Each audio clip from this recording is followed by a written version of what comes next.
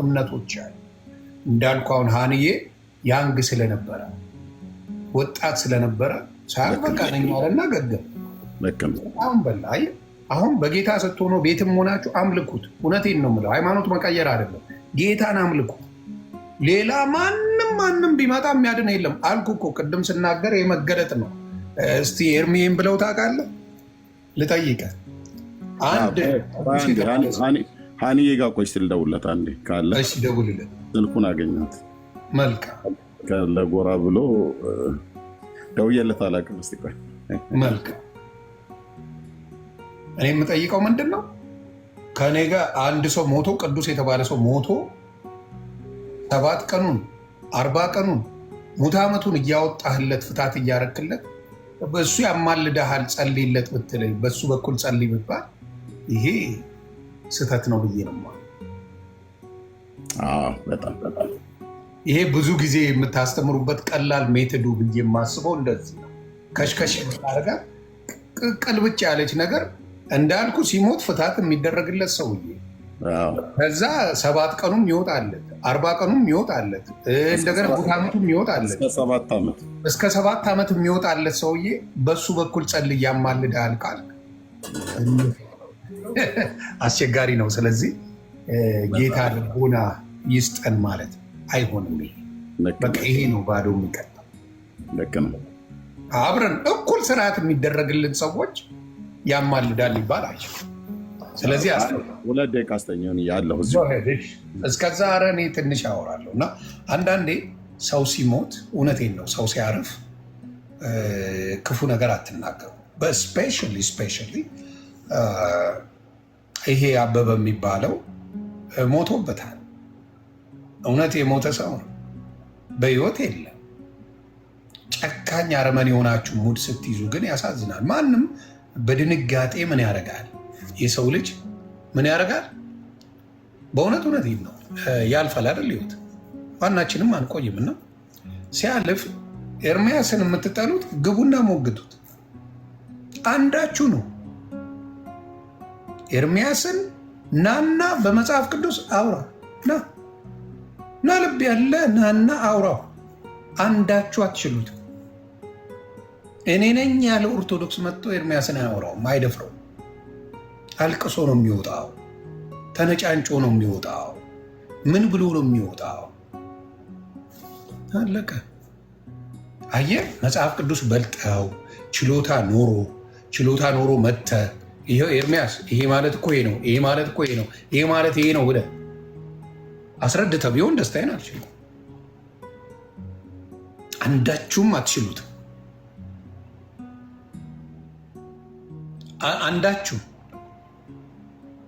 አንዳችሁም አልቻላችሁ። ተግባባ። አንዳችሁም አትችሉትም። ይህንን ነው የምናገረው። በጣም አረመኔዎች ናችሁ፣ አትችሉ። ከቻላችሁ ፕሮቴስታንትን አትችሏቸውም። የማትችሉት ለምን መሰለህ? ፕሮቴስታንት አንባቢ ነው። አብዛኛው ኦርቶዶክስ ወንድምና እህቴ ቀምቃሚ ነው። አልዋሽ። ልዩነቱ ያ በየክለቡ የሚደባደበው በየቁምልኝ የሚሰሩት ብዙ ነገር መናገር እንችላለን። ቲንግስ በቃ ኃጢአት የተባለ የተጠመቀበት ህይወት ነው ያለው አይደል? ኃጢአት የተባለ ሴጣን የሚንቀው ኃጢአት አለ የለም? በማስፈራራት ለዘመናት የተኖረበት ህይወት ነው። ኖት ኤኒሞር። እስቲ አሁን አቡነ ሳውሪዎስ ተሹመዋል። ማን ትንፍሽ አለ? ማን ንገሩ። አቡነ ሳውሪዎስን አሁን ስራ አስኪያጅ ተደርገው ተሹመዋል። ማን ተናገረ? ማን ለውጥ ያመጣል? እዚህ ጋ ያለው ሰው ነበር ሁሉንም ማድረግ የሚችለው። በኃጢአት ስመላለስ በስድብ እያስፈራራው ምንም ነገር ማድረግ አይቻልም ነበር።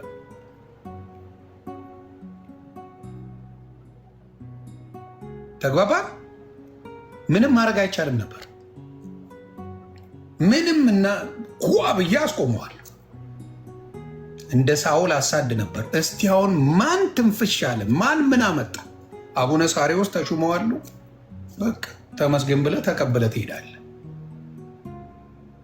ምንም አታመጣም፣ ምንም አታመጣም አልኩ።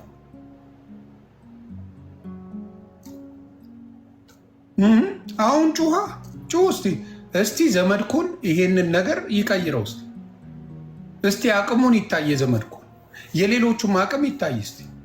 ለስጋ ወፍ የለም።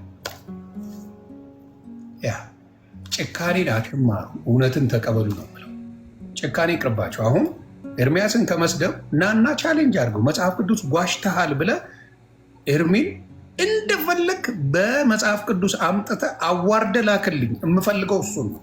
እስኪ አንድ ሁለት ሰው እንዳሁን ቢገባ ካለ ራሱ አዋርዳችሁ በመጽሐፍ ቅዱስ ሙልጭ አድርገህ እኔም ሰድቤው ልመለስ ወደ ላሰላስ ኑ የለ እናንተ የምችሏት ስድቧን የምችሏት የምታቀርበው ስድቧን ጭካኔዋን ምኑን ነው እንጂ ሌላ ነገር የለም። እሱ አልፎበታል፣ ታግሏቸዋል። ለዘመናት መጽሐፍ ቅዱስ ይዛችሁ ነው ብሎ ለምኗቸዋል። በታቦት ጉዳይ ድርሽ የሚል አጠገቡ እንደሌለ አሳይተዋል። በምልጃ ጉዳይ ድርሽ የሚል እንደሌለ አሳይተዋል። በምልጃ ጉዳይ ኑ ግቡ ውስጥ ይምጡ። በምልጃ አሁን እንኳን ያለ እስኪ አንድ ሁለት ሰው ይግቡ። አንድ ሁለት ሰው የምናውቁችው መጽሐፍ ቅዱስ የምታውቁ ምሕረት የበዛልህ ክርስቶስማ በጌታ ነህ። ስለዚህ በምልጃ ጉዳይ ኑ ግቡ እስኪ እንደው በጌታ ግቡ። በምልጃ ጉዳይ ቂርቆስ ነው የሚለው፣ ቂርቆስ ነው እናስገባው። ቆይ አስገባልኛ ራስ ተመስገን። እኔ አሁን ዝም ብዬ ነው የምሰማው። እኔ ተማሪ ነኝ። ዝም ብዬ መስማት እንኳን ሰላም መጣ ወንድማችን ወይ ወንድማችን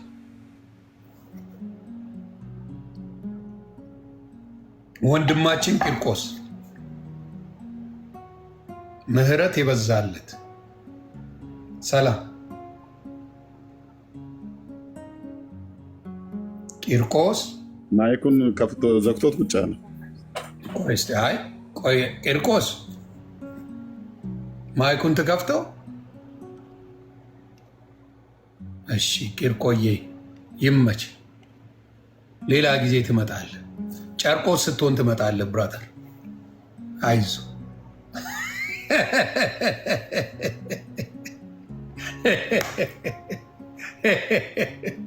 ስለዚህ አሁን በምልጃና በታቦት የምትሉ ሰዎች ካላችሁ ደስታዬ ናቸው። ሰላም ሰላም ሰላም ናችሁ። ክብሩ ይስፋ። ሁሉ ሰላም። ዮኒ ረስተኸኝ አላስገባ እያልኩ ሳሚ ነኝ። ለማንኛውም ስሜ ዱባይ። እንዴት ነህ ሳሚ? ፌስቡክ ላይ ሜሴንጀር ላይ ቀደም እያወራሁ ነበር ከመግባት ነው። ኦኬ ይሆናል አባቴ፣ አላወኩም። ሳሚ ዱባይ። እሺ ለማንኛውም ችግር የለውም። ሰላም ናችሁ ቤተሰብ ሁላችሁም? ሰላም ነው። በአረብ ሀገር ሴቶች ጉዳይ የምታወራው ነው ወይስ ሌላ ሰው? ሳሚን የማውቀው ለዛ ሳሚ እኔ እናንተ እናወራለን ሜሴንጀር ላይ ቅድም ከመግባት በፊት ራሱ እያወራሁ። ኦኬ ቼክ ላድርገው ይሆናል። ኦኬ ችግር የለውም። አሁን ወደ ጉዳይ እገባለሁ። እሺ ወደ ገደሉ ዮኒ ቤተሰቦች ሁላችሁንም ሰላም ብያለሁ። ዮኒ ከክርስቶስ ጋር ባለ ነገር በጣም ደስተኛ ነኝ። እኔም ደስ ብሎኛል። በእውነት እግዚአብሔር ይመስገን በአንተ ላይ እግዚአብሔር ክብሩን ስላሳየ። ይህ ትልቅ ነገር ነው።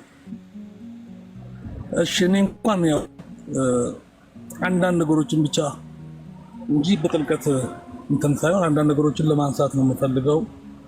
እኔ ኦርቶዶክስ ወንድማችን ነህ? አዎ እኔ ኦርቶዶክስ ነኝ። ነገር ግን የኔ ኦርቶዶክስነት እናንተ እኔ ማቆ ኦርቶዶክስ እውነት ለማውራት እኔ ከኢየሱስ ውጭ ማቆ ነገር የለም ብዬ ባወራ እርግጠኛ ሆኜ እኔ በማርያም ጸልዬ አላውቅም። አድምጡ ሁላችሁ።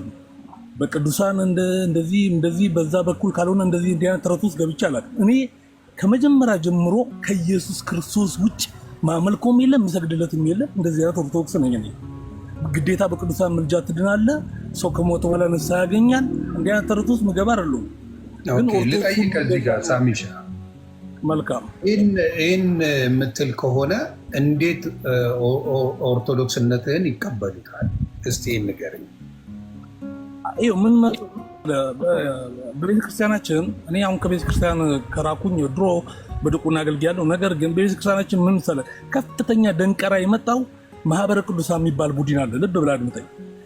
ክርስቶስን ብሎ ያስተማሩ መምህራኖች ይገፋሉ። ይሄ ማህበረ ቅዱሳን አባል ነበርኩ። የማህበረ ቅዱሳን ዳንኤል ክብረት በሚመራ ሰዓት እኔ አባል ነበርኩና አንድ ሰው ክርስቶስን በግልጽ አድርጎ ማስተማር ሲጀምር ታድሶ ነው ይሄ እንዲህ ነው እያሉ እየገፏቸው እነበጋሻው ሌሎቹ እንዲወጡ ተረገና ሰው ክርስቶስን ብሎ መስበክ ይፈራና ማርያምን ይቀላቅላል፣ ሄዶ ወይም ጊዮርጊስን ይቀላቅላል። እንደዚህ አይነት ነገር ውስጥ ቤተክርስቲያኗን ከተቷል። ዶክትሪኖ ላይ ኦርቶዶክስ ክርስቶስ ውጭ የምታውቀው ነገር የለም። እውነቴን ነው የምልህ። ይሄ አሁን ቅድም ያልካቸው ተረተረቶች ሁሉ ያመጡባት እውነቴን ነው። ማህበረ ቅዱሳን የሚባል እግዚአብሔር የደገመው በኦርቶዶክስ ላይ የጣለው ቡድን አለ። በጣም የሚያሳዝን እውነት ነው። ከክርስቶስ ውጭ የሚሰገድለት ከክርስቶስ ውጭ ዋጋ የከፈለልን በደሙ ያዳነን ማንም የለም። ለሱ ነው ስግደት የሚገባው፣ አምልኮ የሚገባው፣ መዘመር የሚገባው። ግን አንዳንድ ነገሮችን ሳይ አዝናለሁ። በእውነት እንደ አንድ ሰው ራሴ ወክዬ ነው ማዝነው፣ ራሴ ወክዬ ነው የምናገረው። እኔ ቤተክርስቲያኒቷን አልወክልም። ግን እኔ የኔ ኦርቶዶክስነት ክርስቶስን ነው የማመልከው፣ ለክርስቶስ ነው የምገዛው፣ ለስዕል አልንበረከክም። እንደዚህ አይነት ተረት ውስጥ በቃ ይሄ ነው በቃ እውነቴን ነው እግዚአብሔር በሚያውቀው። ግን አንዳንድ ቅድም ባነሳው ሀሳብ ላይ ማለት ማንባበት ሀሳቦችን አዳምጫለሁ። እነሱ ነገር ልጠይቅ እፈልጋለሁ። ከአንተ ጋር መስማማበትም አልስማማበትም ማለት እንድጠይቀኝ አሁን አይ ትናንሽ ነገር ነው የምጠይቀህ። አስታክዬ መሄድ ካለብኝ እዛ ጋር ይሄ ነው። አሁን ቅድም ሰይጣን ጥቁር አድርግቶ ሳሉት እንዲህ ምናምን ያልከው ነገር ላይ አዎ ሰይጣን የጨለማው ገዢ ጨለማ ተብሏል። ስራው ነው ጨለማ። መልአክ ነበር አይደል እንዴ? ስራው ጨለማ ነው፣ የጨለማ ገዢ ነው። ገባ? ስለዚህ ለዛ ነው አድርጎ መሳሉ ምን አገናኘው?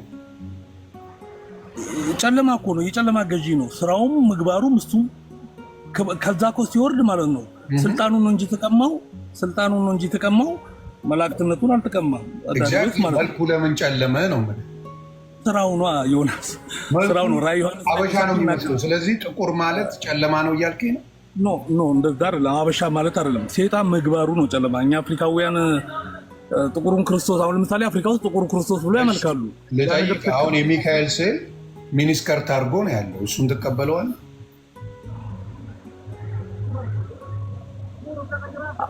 የሚካኤልን ስዕል እኔ አልቀበልም።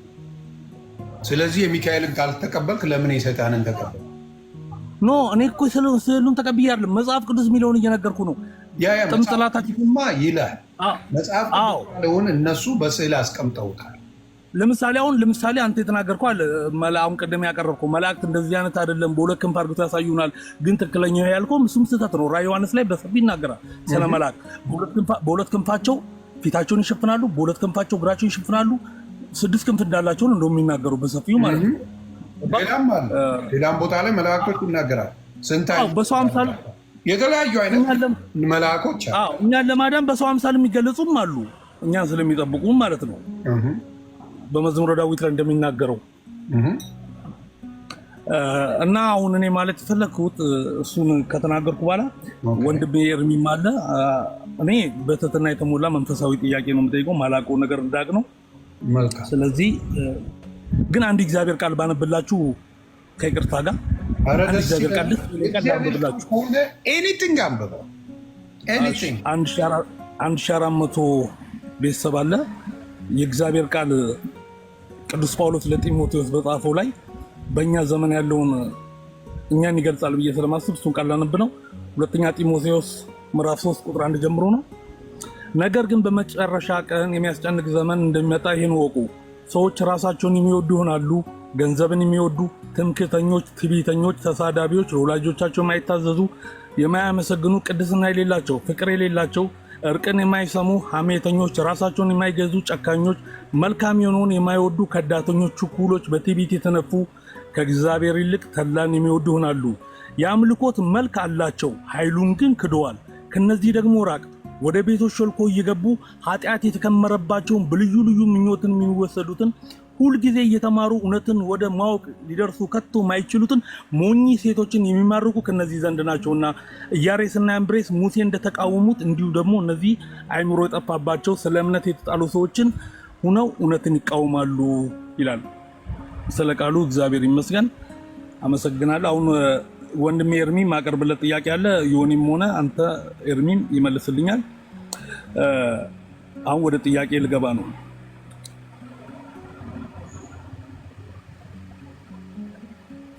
በሉቃስ ወንጌል ምዕራፍ 2 ቁጥር 24 ላይ ያለውን ጥያቄ መጠየቅ ፈልጌ ነው። እሺ ሙሴም ሕግ መንጻታቸው ወራ በተፈጸመ ጊዜ በጌታ የእናቱ ማፀን የሚከፍት ወንድ ሁሉ ለጌታ የተቀደሰ ነው ብሎ ጽፏል። ኤርሚ አለ አይደል? እየሰማኝ ነው? መልካም። እሺ ሙሉ ቃሉን በጌታ የተቀባውን ሳይ አድምጣውን እዚህ ጋር በጌታ የተቀባውን ሳይ ሞትን እንዳይ መንፈስ ቅዱስ ተረድቶ ነበር። በመንፈስ ቅዱስ ወደ መቅደስ ወጣ። ወላጆቹም እንደ ሕግ ልማድ ያደርጉለት ዘንድ ሕፃኑና ኢየሱስን ባስገቡት ጊዜ እርሱ ደግሞ ተቀበለው፣ አቀፈው። እግዚአብሔርን እየባረከ እንዲህ አለ፣ ጌታ ሆይ እንዲሁ እንደ ቃልህ ባሪያም በሰላም ታሰናብተዋለህ አለ። ይሄ ሰው ታውቁታላችሁ ሁላችሁም። ምንም ቢያረጅ ምንም ቢያፈጅ እንደማይሞት መንፈስ ቅዱስ ነግሮት ነበር። የእግዚአብሔርን መሲህ ሳይ እንደማይሞት መንፈስ ቅዱስ ነግሮት የነበረ ሰው ነው እና ምንም ቢያረጅ ምንም ቢያፈጅ ከአልጋው ተጣብቆ የክርስቶስ መወለድን ሲያውቅ ወደ ቤተ መቅደስ ሂዶ ዓይኖቼ ማዳንን አይተዋልና እነሆ እኔ ባሪያም በክብር ታሰናብተኛለህ አለ። አሁን እዚህ ጋር ጥያቄ ወጥቷል። ለምን ለእነ አብርሃም መንፈስ ቅዱስ እንደዛ አላላቸውም? ሌሎች ነቢያት ለምን አላቸውም? ለዚህ ሰው ብቻ እንዴት መንፈስ ቅዱስ መሲህን ሳይ እንደማይሞት ቃል ገባለት? ምክንያቱ ምንድን ነው የሚለውን ጥያቄ ለኤርሚ አንድ ጥያቄ ነው። እሺ አንድ ኤፍራት እሺ ቴንኪው ጥሩ ጥያቄ ነው። እሺ ማቴዎስ 2 ምዕራፍ 22 ደግሞ በአባቱም በሄሮድስ ፋንታ ቆይ አንዱ ይመለስና ስትግባቡ ወደ ሁለት ተመሳሳይ ነው ከማቴዎስ 2 ተመሳሳይ ነው። የተገናኘ ነው ወይስ አይደለም? ማለት አሁን ለምሳሌ ኢየሱስ ክርስቶስ ናዝራዊ ተብሎ ይጠራል የሚል ጥቅስ አለ ማለት ነው። ማቴዎስ ወንጌል ምዕራፍ 2 ይጠቅማቸዋል፣ ብታዳምጡ ችግር የለውም። ማቴዎስ ወንጌል ምዕራፍ ጥያቄ ነው ወይ ሳሚሻ? አዎ በቃ የምታውቀው ከሆነ በቃ ሁለቱን አስረዳኝ። ማየት ከሆነ አንደኛውን ጥያቄ መልሶ ሁለተኛውን ጥያቄ ይጠይቀዋል። ገባ? እሺ አብሮ የሚሄድ ከሆነ ደግሞ ተመሳሳይ ከዛ ላይ ተጨማሪ ጥቅስ ከሆነ እሱን አብሮ ያብራራል። ካልሆነ ግን የተለያዩ ጥያቄዎች ከሆነ ያውቀዋል፣ በቃ አውቆታል። ኦኬ ጥሩ። አሁን ልጆቹ ትንሽ እያስቸገሩ ስለሆነ ነው። አይ ተባረክ። ለማንኛውም አሜን። የመጽሐፍ ቅዱስ አሜን። ዮኒ በእውነት ነው ብልህ ክርስቶስ ምስክሬ ነው። አድምጠኝ። እኔ በኋላ በቪዲዮ ሜሴንጀር ላይ አወራለሁ። ያንተን እንደዛ መሆን አይቼ አለቀስኩ ብለህ ታምናለህ? ይኸው እግዚአብሔር ምስክሬ ነው። ተንበርክኬ አለቀስኩ። በእውነት ጌው ክርስቶስ ምስክር ነው። እኔ ኦርቶዶክስ ነኝ። ያንተ ክርስቶስ እንዲመቀበል አስለቀሰኝ። አድምጠኝ። ምናት ኦርቶዶክስ እንደሆንኩ ብታውቅ እኮ ትገረማለህ። ከልጅነቴ ፕሮቴስታንቶች አደባባይ ላይ ሲሰብኩ ውሃ ገዝቼ እሰጣቸዋለሁ። ታምናለህ? ቢያንስ ይህ ስራ የኔ መስበክ ነበር። እነሱ ሲሰብኩ ጎራቸው ሲደርስ ውሃ ገዝቼ እሰጣቸዋለሁ። እውነት ክርስቶስ አንዳንድ ሰው ይሳደባል። ኦርቶዶክስም ሁን ሌላሙን ክርስቶስም እየጠራ መሳደብ የለም ኖር ነው እንዴ? የጴንጤም ኦርቶዶክስ የኛ አምላክ እኮ ነው የሚጠራው እንዴ? በጣም አንዳንዴ አፍራለሁ እኔ በእውነት አንዳንድ ብለው ነው የሚሰብኩት። ችግሩ አሁን ለምሳሌ ፕሮቴስታንቶች ከቅድስት ድንግል ማርያም እንደተወለደ እያንዳንዱ ያመነ የኦርቶዶክስ ወንድሞቻችን ኖ የጴንጤ ኢየሱስ የኛ አይደለም። ሌላ ይሄ ተረት ነው። እነ ዘፈነ ሰዎች የሚያሳስቱበት ተረት ነው። አድምጠኝ። የጴንጤ የኦርቶዶክስ ይባል የለም። ኢየሱስ ክርስቶስ ለዓለም ሁሉ ተመልሷል። ያው ልጆች የሚተኙበት ሰዓት ነው፣ ግን እስኪ ሁለቱ ላይ ልሞክር ማለት ነው። እሺ አረጋዊ ስምዖን ጌታ መንፈስ ቅዱስ በእግዚአብሔር በጌታ የተቀባውን መሲሁን ሳይ እንደማይሞት ቃል ገብቶለት ነበር። ከዚህም የተነሳ የጌታ እናት ማርያም ጌታን ይዛው ወደ ቤተ መቅደስ በሄደች ሰዓት ላይ ከእሷ እጅ ተቀብሎ ባሪያም በሰላም አሰናብተው ብሎ ተናግሯልና መንፈስ ቅዱስ ለሱ ለምን ቃል ገባለት? ለእነ አብርሃም ለምን ቃል አልገባላቸውም? ከሆነ አይ ቲንክ እንደዛ ነው አይደል? ጥያቄ ለምን ለስምዖን ብቻ ለምን እንደዚህ ያለው ነው። ኦኬ አብርሃም አባታችን እኮ መሲሁን እኮ አይቶታል። በአካል አቅፎ እንደ አረጋዊ ስምዖን አቅፎ እንደዚህ በእጁ ይዞ አቅፎ ስምዖን የተናገረውን አይነት ንግግር አይናገር እንጂ አይቶታል። ሙሴ ብድራቱን ትኩር ብሎ ተመልክቷል። ሙሴም በግብፅ ሳለ ስለ ክርስቶስ መከራን መቀበልን እኮ መረጠ ይላል። አብርሃምም ቀኔን ያይ ዘንድ ወደደ፣ አየም ሐሴትም አደረገ ብሎ ተናግሯል። በዮሐንስ ወንጌል ምዕራፍ 8 ላይ መጽሐፍ ቅዱስ ታነባለህ ብዬ አስባለሁ። እንደዛ ተናግሯል። ግን የዚህኛው ለምንድነው ልክ አረጋዊ ስምዖን እንዳየው ያላየው ብለህ ካልክ የነበሩበት የዘመን ርቀት ነው። የዘመኑ ለአብርሃም ዘመኑ ይገድበዋል። መሲሁ በዛ ጊዜ ላይ አልተወለደም። ራሱ ገና መሲሁ ከአብርሃም ዘር በስጋ እንደሚወለድ የተናገረው እግዚአብሔር ከኡር ከለዳውያን ምድር ካወጣው በኋላ ወደ ከነዓን ምድር አምጥቶት ኢቭን ይስሐቅ እንኳን አልተወለደም። ይህንን የተስፋ ቃል መሲሁን ከሱ በስጋ ዘር እንደሚወለድ በስጋ ከሱ እንደሚወለድ ሲናገረው ማለት ነው ለአባታችን ለአብርሃም። የዘፍጥረት መጽሐፍ ምዕራፍ 17 ምዕራፍ 22 ቁጥር 18 ላይ ማለት ነው። ምዕራፍ 18 ቁጥር 22 ላይ ያለው ማለት ነው። ሶሪ 22 18 አቀያየርኩት። የምድር አሕዛብ ሁሉ በዘር ይባረካሉ ብሎ ያለው በዛን ጊዜ ነው። ኦልሞስት ይስሐቅ ወደ ተወለደበት አካባቢ ማለት ነው። ኦልሞስት ይስሐቅ የተወለደበት አካባቢ ነው እና ያኔ እግዚአብሔር ቃል ገብቶለታል መሲሁ ከሱ እንደሚወለድ እና የዮሐንስ ወንጌል መጽሐፍ ላይ ምን ይላል? ዮሐንስ ወንጌል መጽሐፍ ምዕራፍ 8 ላይ እዚህ ላውጥቼ ዮሐንስ 8 ለአብርሃም አይሁድም ጋኔን እንዳለብህ አሁን አወቅን አሉት። ቁጥር 52 ዮሐንስ 8:52 ማለት ነው። ከጌታ ከኢየሱስ ክርስቶስ ጋር ሲነጋገሩ አሁን አወቅን፣ አብርሃምስ እንኳን ሞተ፣ ነቢያትም አንተም ቃሌን የሚጠብቅ ቢኖር ለዘላለም ሞትን አይሞትም አይቀምስም ትላለህ። በእውነት አንተ ከሞተው ከአባታችን ከአብርሃም ትበልጣለህን? ነቢያትም ሞቱ፣ ራስን ማን ታደርጋለህ አሉት። ኢየሱስም መለሰ አለ፣ እኔ ራሴን በክብር ክብሬ ከንቱ ነው። የሚያከብረኝ እናንተ አምላካችን የምትሉት አባቴ ነው። አላወቃችሁትም፣ እኔ ግን አውቀዋለሁ። አላውቀውም ብል እንደ ሐሰተኛ በሆኑ ዳሩ ግን አውቀዋለሁ፣ ቃሉን እጠብቃለሁ። አባታችሁ አብርሃም ቁጥር 56 ማለት ነው። አባታችሁ አብርሃም ቀኔን ያይ ዘንድ ሐሴት አደረገ፣ አየም ደስም አለው ይላል። ቁጥር 56 ማለት አየም ደስም አለው።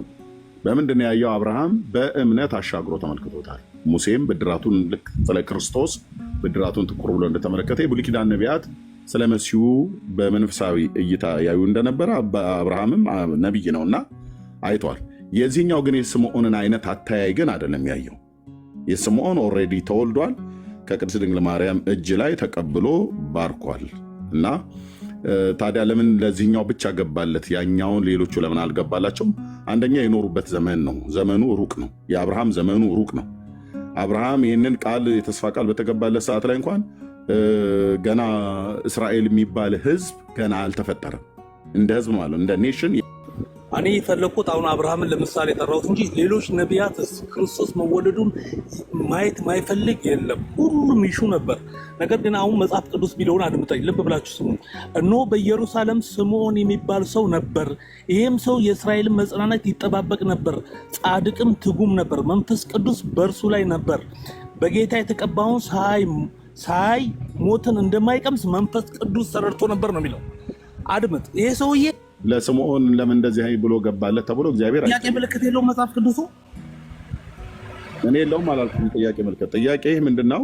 ለምንድነው ለስምዖን ጌታን አቅፎ እንደዚህ አይነትን ነገር የተስፋ ቃል ሲገባለት ለምን ለእነ አብርሃም አልገባለትም ለእነ ሙሴ አልገባለትም ብለህ ካልክ የነበሩበት ዘመን አይፈቅድላቸውም። በሞትም ተይዘዋል።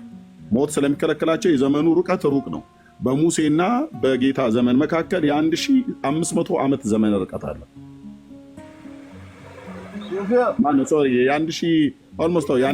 የ1700 ዓመት ርቀት አለ። ስለዚህ ሙሴ ለምን አላቀፈውም ምናምን ነገር ብሎ አይባልም። ሙሴ አላቀፈውም፣ ግን በእምነት አሻግሮ አይቶታል። ዕብራውያን መጽሐፍ ምዕራፍ 3 ላይ የሚናገረው ስለ ክርስቶስ መከራን መቀበል ተመረጠ እኮ ብሎ ይላል። አብርሃምም የነበረበት ዘመን የ1900 ምናምን ነገር ዓመት ርቀት ስላለው ከመሲሁ በቃ እንዳይኖሩ እዛ ዘመን ላይ እንዳይደርሱ አንደኛ መሲሁ የሚወለድበት የተቀጠረ ዘመን አለ። በእግዚአብሔር ሐሳብ ውስጥ የተቀጠረ ዘመን አለ። የዘመኑ ፍጻሜ በደረሰ ጊዜ እግዚአብሔር ከሴት የተወለደውን ልጁን ላከ ይላል ገላትያ መልእክት መጽሐፍ ምዕራፍ 4 ላይ ማለት ነው። ስለዚህ እግዚአብሔር የግድ አብርሃም እንዲታቀፈው ብሎ በአካል እንዲታቀፈው ብሎ ሙሴ እንዲታቀፈው ብሎ ከግብፅ ምድር ሲወጡ መሲሁ እንዲወለድ አላደረገም። ዘመኑ ስላልነበረ ማለት ነው። መሲሁ የሚገለጥበት ዘመን የተቀጠረለት ዘመን አለ። በትንቢተ ዳንኤል በ69ኛው ሱባኤ የተቀጠረ ዘመን አለ። ካላንደር ማለት ነው። በእግዚአብሔር አቆጣጠር በእግዚአብሔር መጽሐፍት ውስጥ የተጻፈ ማለት ነው። ስለዚህ አሁን ለምንድን ነው ለስምዖን የገባለት ለሌሎቹ ለምን ያልገባላቸውም ተብሎ አይባልም። ብዙዎች ነቢያት ቀኔን ያዩ ዘንድ ወደዱ እና አላዩም፣ እነሱ በሩቅ አዩት ምናምን ነገር ብሏል። እናንተ ግን የምታዩ ብፁዓን ናችሁ ብሏቸዋል እነ ጴጥሮስን ማለት ነው። ስለዚህ ኢሳይያስ አላየውም በአካል አላየውም ማለት ግን በመንፈስ ግን አሻግረው ተመልክተውታል። ለምሳሌ እንደዚህ ይላል በአንደኛ ጴጥሮስ መልእክት ላይ ስለ ቅዱሳን ነቢያት በተናገረበት ላይ ቴንኪው መንፈስ ቅዱስ ለዘላለም ስም ይባረክ። እንዲህ ይላል ብራዘር ኦኬ፣ ስለእናንተ ስለሚሰጠው ጸጋ ትንቢት የተናገሩ የብሉይ ኪዳን ነቢያት ስለዚህ መዳን ተግተው እየፈለጉ መረመሩት ይላል። ነቢያቱ መርምረውታል እየፈለጉ እና ሊያዩት ወደዋል። ግን ዘመኑ ነበር ይመረምሩ የነበሩት ግን አላዩትም ማለት ግን በስጋ አላቀፉትም ማለት ኢሳይያስ በእምነት አላየውም ማለት አይደለም። መሲሁ ሲሰቀል አይቶታል። መሲሁ ከዳዊት ዘር ሲወለድ አይቶታል። ሙሴ አይቶታል። ዘካርያስ አይቶታል። ሚልኪያስ አይቶታል። ዳዊት መከራውን አይቶታል። ችንካሩን አይቷል። መሰቀሉን፣ ትንሣኤውን አይቷል። ዘካርያስ አይቷል። ሚልኪያስ አይቷል። ዳንኤል አይቷል። ኢሳይያስ አይቷል። ኤርምያስ አይቷል። የብሉይ ኪዳን ነቢያት ማለት ነው አይተውታል። መሲሁም በእምነት አሻግረው አይተውታል። በእምነት ሳዩ እግዚአብሔር በገለጠላቸው መጠን ማለት ነው። ለዚህ ነው ቅዱስ ጴጥሮስ ሲናገር ስለ እናንተ ስለሚሰጠው ጸጋ ትንቢት የተናገሩ የብሉይ ኪዳን ነቢያት ስለዚህ መዳን ተግተው እየፈለጉ መረመሩት፣ በእነርሱ የነበረ የክርስቶስ መንፈስ ብሎ ይላል። እዚህ ጋር በቃሌ እንዳላቆላጥፈው ላንብበው ማለት ነው። ኦኬ እሺ። እና የኖሩበት ዘመን ነው። እኔ እንግዲህ እስከገባኝ ድረስ ማለት ነው። አንተ የምትለው ነገር ካለ ትነግረኛለህ። ድንገት ያልደረስኩበት ነገር ካለ ትነግረኛለህ። እሰማለሁ። በጣም ነው የማመሰግነው። አይ በጣም አመሰግናለሁ። መጀመሪያ እኔ ለመከራከር ወይም ደግሞ ሌሎች ሰዎችን ለማስቀየም አይደለም። ያልገባኝ ነገር ነው በደንብ አስረድተኛል። አመሰግናለሁ። ነገር ግን አሁን ጥያቄ እንዳልተፈታ ግን እርግጠኛ ነኝ። ምክንያቱም አድምጠኝ፣ በእምነትማ ነቢያት ሁሉ ምን ነው ድንግል በድንግልና ትወልዳለች ብሎ እኮ ብዙ ነቢያት ትንቢትን ተናግረዋል። በእምነትማ ሁሉም አይቶታሉ፣ ክርስቶስን ያውቁታል። ይሄ እኮ ይገባኛል። እዚህ ጋር ግን እኮ ምንድን ነው ለስምዖን ዮኒዬ ምን መሰለህ፣ ለስምዖን ፕሮሚስ ተገባለት። የሆነ የጠረጠረው ነገር ቢኖር ነው ፕሮሚስ የተገባለት። ገባ አንተ ምንድን ነው የጠረጠረው? ሳሚ እንደዛ ነው መጽሐፍ ቅዱሱ እንደዛ ነው። የቱ ጋር ነው እኔ እንጃ። አሁን እዚሁ መንፈስ ቅዱስ አድምጠኝ፣ ሳይ እንደማይሞት መሲሁን ቃል ገባለት እና ይሄ ሰውዬ አርጅቶ ተቀመጠ። ለምንድን ነው ብዬ የጠየኩት፣ አይ እዚህ ዘመን ርቀት ነው በሌሎች ነቢያትና በሱ መሀል ካልከኝ በቃ በዚሁ እንለፈውና ሁለተኛ ጥያቄ ያለኝ በጣም ነው። አይ የጠረጠረው ምንድነው? ማን ነው ጠርጣሪው? ስምዖን የጠረጠረው ምንድነው? ጥያቄ ምልክት አለው። ጥያቄ ምልክት ይወጣል። እኔ የለውም አላልኩም። መጽሐፍ ቅዱስ ላይ የትኛውም ቦታ ላይ ሳሚ ብሉይም አዲስ ኪዳንም ስታነብ እኮ ጥያቄ ምልክት ያለባቸውን ቦታዎች ሁሉ በሙሉ አለ። ያ ጥያቄ ምልክት ያለበት ቦታ ሰዎቹ አይደሉም፣ የሰዎቹ አይደለም ጥያቄ ምልክቱ። ልብ በል ጥያቄ ምልክቱ የሰዎቹ ብቻ አይደለም እና ከጌታም ራሱ የሚጠይቅበት ይጠይቃል። ለምሳሌ አሁን ብርሃን ከጨለማ ጋር ምን ህብረት አለው ብሎ ካለ በኋላ ጥያቄ ምልክት አለው። የሚያምን ከማያምን ጋር ምን ህብረት አለው ብሎ ይላል። በዚያን ዘመን ለነበሩት ተደራሲያን ለተባሉት ለቆሮንቶስ ቅዱሳን አማኞች በጌታ ለሆኑት ለነሱ እግዚአብሔር የጠየቀውን እግዚአብሔር በጳውሎስ በኩል የተናገረውን አሁን ለእኛም ዘመን ሲጻፍ ጥያቄ ምልክት ሆኗል። ልክ በዚያ ዘመን ለነበረው ትውልድ እንደጠየቀ ብርሃን ከጨለማ ጋር ምን ህብረት አለው ብሎ አለ። በወቅቱ የነበረው ማህበረሰብ እንደመለሰ ባላቅም ግን አሁን ይህንን ጥያቄ ለእኔና ለዮኒ ለአንተ ይጠይቀናል። ጌታ መንፈስ ቅዱስ ከውን ቃል ስናነብ ብርሃን ከጨለማ ጋር ምን ህብረት አለው ብሎ እኮ እየጠየቀ ነው ስናነበው መጽሐፉ። ጥያቄ ምልክት ፊት ለፊት አለው ማለት ዮኒ ሲያነበው ዮኒን እየጠየቀው ነው ጌታ መንፈስ ቅዱስ። ሳሚ ሲታነበው ሳሚ እየጠየቀ ነው ጌታ መንፈስ ቅዱስ። መልስ መመለስ አለብን። ኤርሚያስ ሲያነበው ኤርሚያስ ጌታ መንፈስ ቅዱስ እየጠየቀ ነው። ስለዚህ ብርሃን ከጨለማ ጋር ምን ህብረት አለው ብሎ ቅዱሱ ቃል ሲጠይቀን ምንም ህብረት የለውም ነው መልሳችን። ይሄ ነው ሊሆን የሚገባው። እሺ በጣም ነው የማመሰግነው። የጠረጠረው ብሎ የሚለው ጥያቄ ምልክቱን ይዘህ ከሆነ የጠረጠረው ብለህ ያልከው የስምዖን ጥርጥር። አዎ በቃ እኔ ማለት ከሞላ ጎደል የተወሰነ ለመረዳት ሞክሬያለሁ። መልሰልኛል፣ አመሰግናለሁ። ወደ ሁለተኛው ጥያቄ እንሂድ። ዮኒ እችላለሁ አይደል? እሺ ይኸው አድምጠኛ። እዚህ ጋር እኔ ማንበብ ፈልጋለሁ የእግዚአብሔርን ቃል ነው የሆን እየሰሙ ማቴዎስ ወንጌል ምዕራፍ 2 ቁጥር 2 እንደዚህ ይላል። በአባቱም በሄሮድዮስ ፋንታ አርኪሊዮስ በይሁዳ ንጉሥ በሰማ ጊዜ ወደዚያው መሄዱን ፈራ። በሕልሙም ተረድቶ ወደ ገሊላ አገር ሄደ። በነቢያት ናዝራዊ ይባላል የተባለው ይፈጸም ዘንድ ናዝሬት ወደምትባል ከተማ መጥቶ ኖረ። ልብ ብለው አሁን ኢየሱስ ነው ናዝራዊ ይባላል የሚለው። በነቢያት መጽሐፍ እንሂድ፣ ትንቢተ ኤርምያስ እንሂድ፣ ትንቢተ ሚልክያስ እንሂድ፣ ትንቢተ ሶፎንያስ እንሂድ፣ ሁሉም ትንቢት ጋር ብንሄድ ናዝራዊ የሚለው ቃል የለም። ስለዚህ ቅዱስ ማቴዎስ ከየት አምጥቶ ጻፈ የሚል ጥያቄ አምጥቻለሁ እኔ። በቃ አሁን ለምሳሌ ፕሮቴስታንት ወንድሞቼ አንድ ቃል ስንናገር አድምጠኝ መጽሐፍ ቅዱስ ላይ አለ ብሎ ይጠይቁናል አይደል? እንደዛው ይሄኛውም እንደዛ ነው፣ በቅንነት ነው። እና እቺ ነገር አስፈልጋለሁ። ግልጽ መልስ አለ፣ አጭርና ግልጽ የሆነ ጥንፈት ያለ ማለት ነው። ቅዱስ ማቴዎስ ይህን ከየት አምጥቶ ነው የጻፈው? በአይሁድ የአይሁድን ባህልና አስተምሮ ወይ ደግሞ የስነ ጽሁፍ ዘውግ ወይ ደግሞ ባህል፣ ታሪካዊ ዳራዎችን የተለያዩ ነገሮችን የምታ ከሆነ በአይሁድ ሃይማኖት ውስጥ ትውፊት የሚባል አለ። ትውፊት ማለት ነው ይሄ አሁን በማቴዎስ ወንጌል መጽሐፍ ምዕራፍ 2 ላይ የተጻፈው በነቢይ በየትኛውም የብሉይ ኪዳን ነቢያት ልክ ነህ። በየትኛውም የብሉይ ኪዳን ነቢያት እንደዚህ ተብሎ የተጻፈ በነቢይ የተነገረ የለም። ይህም ብቻ አይደለም። ለምሳሌ በኤርሚያስ መጽሐፍም ላይ እናንተ ኦርቶዶክሳውያን የምትጠይቁን እኛ ጋር መጣችሁ እናንተ መልስ ስጣቱ እኛ ጋር ነው የምትመጡት። ያው እናንተ ጋር መልስ አለ ትላላችሁ፣ መልስ የለም። እኛ ጋር ግን ትመጡና ጥያቄ ትጠይቃላችሁ፣ መልስ ግን ዘጣችኋል። ችግር አለ በክርስቶስ ችግር የለውም። እና ይሄ ክፍል ታዲያ በምንድን ነው? በትውፊት ነው ያለው። ከትውፊት ተረድቶ ቅዱስ ማቴዎስ አይሁዳዊ እንደመሆኑ መጠን ከትውፊት ተረድቶ ነው የጻፈው። በትውፊት የተቀባበለ የትኛው ነቢይ እንዳለ መጽሐፍ ቅዱስ ላይ አንዳችን ቦታ የለም። ይሄ ቃል በቃል የተጻፈ ማለት ነው። ይሄ የጴንጤ ቃል ብቻ አይደለም። አንተም ኦርቶዶክሳዊ የምትቀበለው ካቶሊካን የሚቀበሉት ነው። ኢቨን የአዲስ ኪዳን አማኞችም ሁሉ ጭምር አይሁዳውያን የሆኑት የአዲስ ኪዳን አማኞች በየሽዋ የሚያምኑ ሁሉ የሚቀበሉት ነው። ስለዚህ ለጴንጤ ብቻ ዕዳ የሆነ ቃል አይደለም፣ ደግሞ መዳም አይደለም። ይሄ ቃል ይሄ በቅዱስ ትውፊት ተብሎ የሚባለው በአይሁዳውያን ትውፊት የተነገረና እየተነገረ የነበረ እንደሆነ የመጽሐፍ ቅዱስ ተማሪዎች ይናገራሉ። እውነቱ ይሄ ነው። እኔ ለጴንጤ ዕዳ ነው ብዬ አይደለም። ጴንጤ ግዴታ መመለስ አለብኝ። ማንም ክርስቲያን መመለስ አለበት ያለውን ነገር። አሁን ለምሳሌ ፕሮቴስታንት ወንድሞቼ ከመጽሐፍ ቅዱስ ውጭ ዮኒ የምትቀበለው ነገር የለም። ማርያም አማላጅ ናት፣ መጽሐፍ ቅዱስ ላይ ጥቅስ አጣ። ልክ ነኝ ዮኒ? እንደዛ ነው። ሁሉ ነገር ከመጽሐፍ ቅዱስ ስለሚረጋገጥ ይሄም ነገር ከመጽሐፍ ቅዱስም ለማረጋገጥ ስለፈለኩ ነው እንጂ ጴንጤ የተለየ ግዴታ ኖሮበት መመለስ አለበት ማለት አይደለም። ይሄም በልዩነት ማለት ይችላል። ሶስተኛ ድል ከሰጣችሁኝ አመሰግናለሁ። ካልሰጣችሁ ደግሞ ሌሎች ለቃሉ በጣም ማከብር።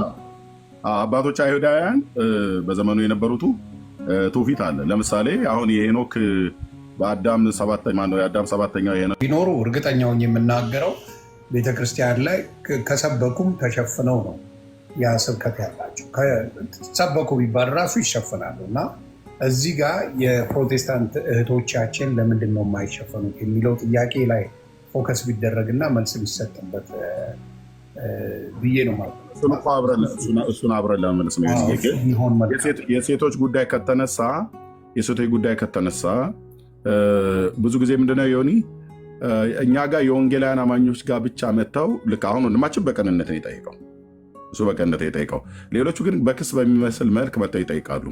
መጽሐፍ ቅዱስ የተጻፈበትን ባህል እንደዚሁም የሥነ ጽሑፍ ዘውግ ተደራሲያኑን ሁሉ ጭምር በዛን ወቅት ላይ ቅዱስ ጳውሎስ ይህን መልእክት ሲጽፍ ከምን አኳያ ተነስቶ ነው ሴቶች ፀጉራቸውን ይሸፈኑ ብሎ ያለበት?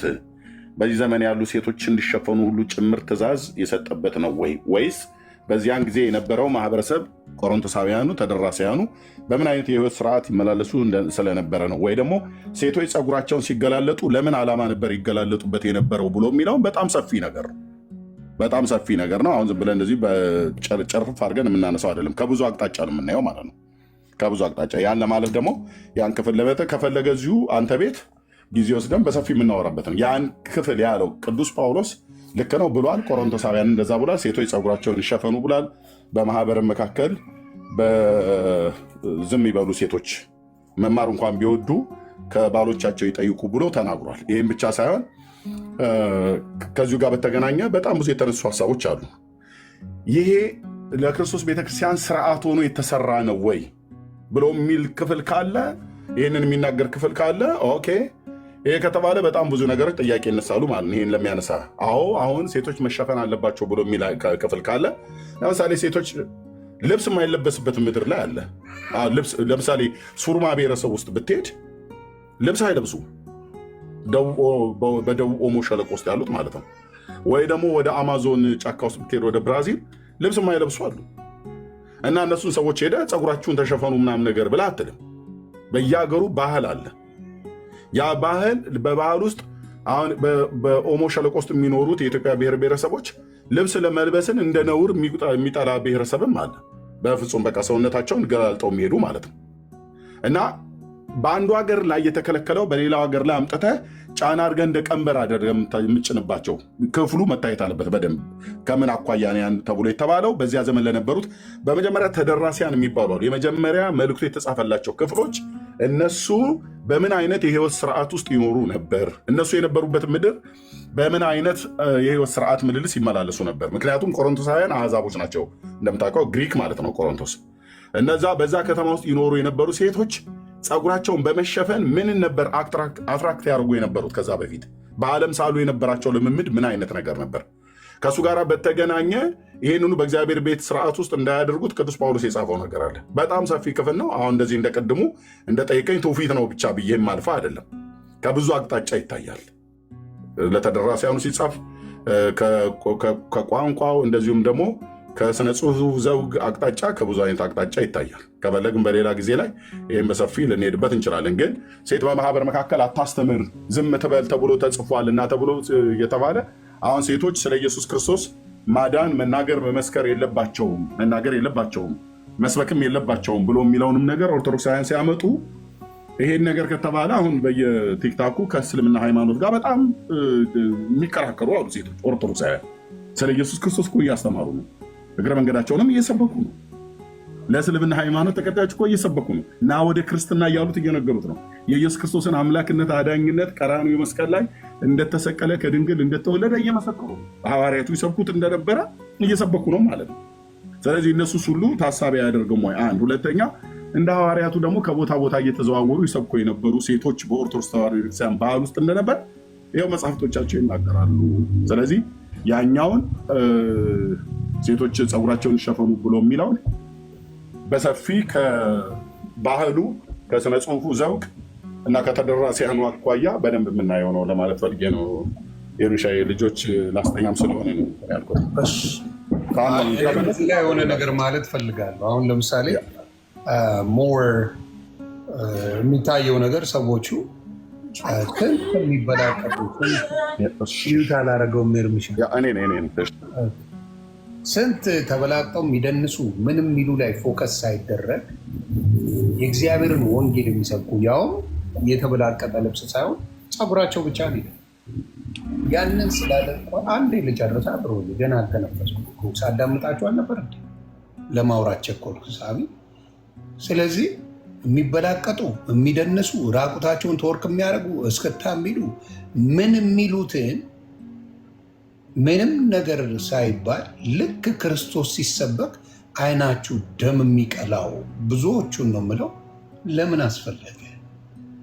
እኔ በጣም ቆም ብሎ መታሰብ ያለበት ሲደንሱ እንደፈለጉ ሲበላቀጡ ሲጠጡ ሺሳ ሲያደርጉ ቁምልኝ ሲሰሩ ሁሉ ነገር ምንም ያልተደረገ ልክ ሴቷ ጌታን ስትሰብክበት ከነፀጉሯ ሆና ትላጭ ብሏል እንዲህ ብሏል እያላችሁ ያዙ ልቀቁኝ የምትሉት ግን ትንሽ አይደብርም?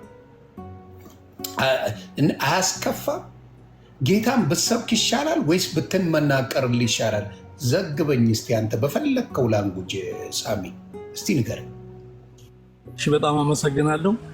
እኔ አሁን ከልብ በትህትና ማስረዳችሁ ለሁለታችሁም እውነት እግዚአብሔር በሚያውቀው ሃይማኖት በማወዳደር አይደለም፣ ፕሮቴስታንት ወይም ኦርቶዶክስ ጋር እንዲህ ማወዳደር አይደለም። እንደውም የኛ ሴቶች ይሄን ነገር የተገበሩታል እንዴ? አይተገበሩትም እኮ ኦርቶዶክስ ብጣሽ ነጠላ ላያቸው ላይ ጥለው ሲወጡ አይደል ናይት ለሚገቡት።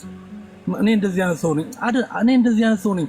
ግግም የምል ሰው ሰገጤ አይደለሁ። እውነቱን እውነት እላለሁ፣ ውሸቱን ውሸት እላለሁ። ገባ ይሁን ያንተ ስታይል ነው ያለኝ። እግዚአብሔር በሚያውቀው የሚመቸኝ ነገር እውነት ብዬ አልፋለሁ፣ የማይመቸኝ ግን አሁን ወንድም ያብራራው ነገር ትንሽ እኔም ትንሽ መጽሐፍ ቅዱስ ለማንበብ ሞክሬያለሁ። ትንሽዬ ግን አሁን ቅድም ያብራራው ነገር ተገቢ አይደለም፣ ተቃውሞ አለኝ። ምንድነው ተገቢ ያለው ነው? አንደኛ ከፕሮቴስታንትና ኦርቶዶክስ ጋር ምሳሌ ማድረግ ተገቢ አይደለም። ሁለተኛ ነገር ሶርማ ኢትዮጵያ ውስጥ በራ ውስጥ እስከዛሬ ወንጌል ያልደረሰበት ቦታ ቁራቆታቸው የሚኖሩ ብሔረሰቦችን እነሱ ምሳሌ ማድረግ ተገቢ አይደለም።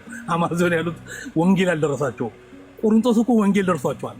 ቅዱስ ጳውሎስ እያሉ ያለው ቅዱስ ጳውሎስ ያልኩትን ስማኝ። አንዱ ሀገር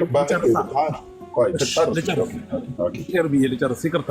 እኔ በጣም ነው የምወድህ ማከብርህ በክርስቶስ ወንድሜ ነው። እኔ እያልኩ ያለሁት ወንጌል ያልደረሰበትን ቦታ ምሳሌ ማድረግ ተገቢ አይደለም።